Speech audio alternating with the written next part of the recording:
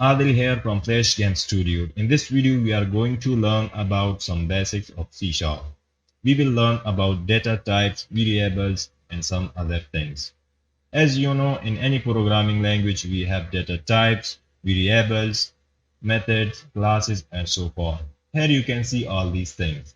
Even you can see some different things like start, update, mono behavior, and so forth. Don't worry about all these things. You will be able to know all these things at the end of this section. I don't want to wrap all these things in just one video. I want that you learn all the things step by step. So you have to keep patience. Well, this is our player script. If you don't know how to create the script, go to Unity. We are going to right click and create a C# script. You can give any name whatever you want. Player rotation, and this is how you can create your script. Now go back to the Visual Studio and type int, which is type of the variable, player score, which is name of the variable, and assign some value to it. This int is the short form of integer. Here we can only store the whole numbers. Player score is the name of the variable. In fact, it refers to a storage location in the computer memory. Let me open my pointer tool to show you.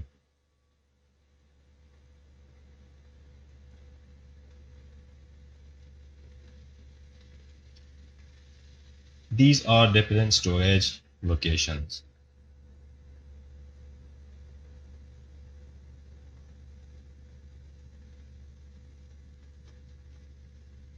And this is the variable name.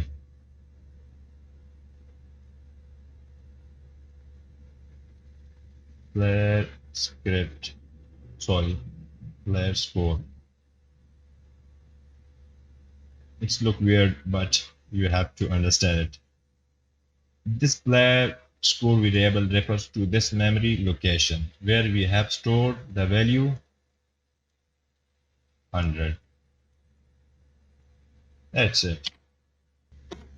The next variable that we have is float. Type float, which is type of the variable, player health, name of the variable, and assign some value to this variable. In this float variable, we can only store decimal numbers. And you can see it shows an error. Hover the cursor over the error, and now you can read about the error. It says literal of type double cannot be implicitly converted to type float. Use an F suffix to create a literal of this type. What does it mean? Well, a float is a little bit specific. We need to put F suffix to create a literal of this type. Now you can see we have no error just by putting F. The next variable that we have is double. Type double timer and assign some value to it. You may think, what's the difference between float and double? Well, double is more precise than float. We can store a long range of decimal number into double variable. Let's suppose we can store up to this number. We can store more values. So we can store a high range of value into the double variable. The next variable that we have is character. Type character, let id equal to C.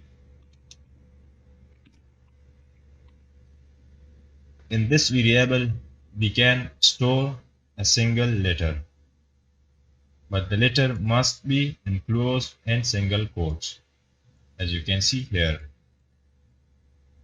The next variable that we have is string. Type string, player name,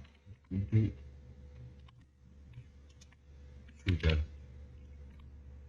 In the string variable, we can store a sequence of character or simply a text, as you can see here, but the text must be enclosed in double quotes. The last variable that we have is bool, which is the short form of boolean. Is jump bool is jump equal to true. This variable can only be true or false. We can use this variable for decision making in game development. Let's suppose we say if the player has jumped. So we don't want that player jump in the air again and again. So we make this variable true. So that's how we can use this variable in game development. The last thing that we are going to discuss is comments. Comments are used to document our code. Let's suppose you have 1,000 lines of code and you want to work with a piece of code. So how will you find that piece of code? You can easily find by reading the comments. We have two types of comments: single line comments and multiple line comments, also called block line comments. We can do single line comment by forward slash double forward slash and write the comment.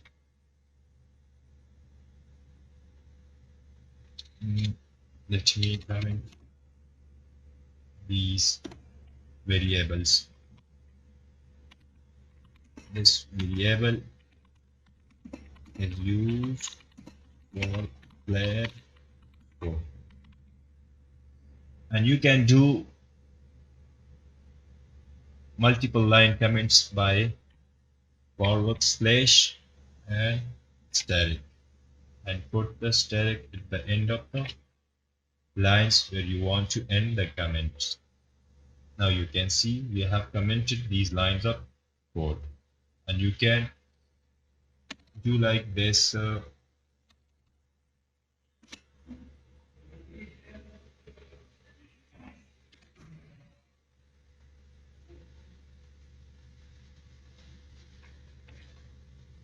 Now you can give more detail about this variable. This variable is used for player score. The next variable is for player health, and that's how you can comment the code. That's it for this video. Catch you guys in the next video.